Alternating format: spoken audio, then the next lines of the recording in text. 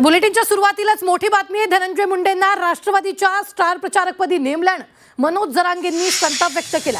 2024च्या निवडणुकीत घडलेल्या घटनांचा उल्लेख करत आपल्याला बोलायला लावू नका, नाहीतर 2029 मध्ये अजित पवारांची फजिती करेन असा सूचक इशारा जरांगेंनी अजित पवारांना दिला। त्यांच्या या वक्तव्यामुळे राजकारणात चांगलीच खळबळ उडाली आहे। याला पार त्या डोनाल्ड ट्रम्प संघ नेलं तरी मला काय गरज नाही। याच्यात तपासणीला पाठवायचं अजितदादाने, याच्यात अजितदादाने त्याला पाठवायचं, पांघरून घालायचं नाही। 2029ला वाईट करी। मी एकदा बोललो ना, मी पण लय खुनशी आहे। जितका अजितदादांवरती आम्ही जीव लावतो ना, तितका सगळ्यांवरती सुद्धा लावतो। पण त्यांनी ही घातपातात चूक केली। अजितदादा जर तुमच्या पोरावर असं घातपात केला गप्प बसता का तुम्ही? गप्प बसणार का?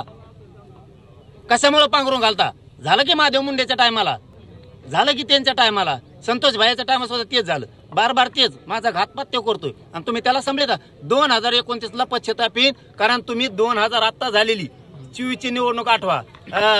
किती हाल झालते ना। मला ते बोलायला लावू नका दादा, मी मीडिया पुढे बोलन।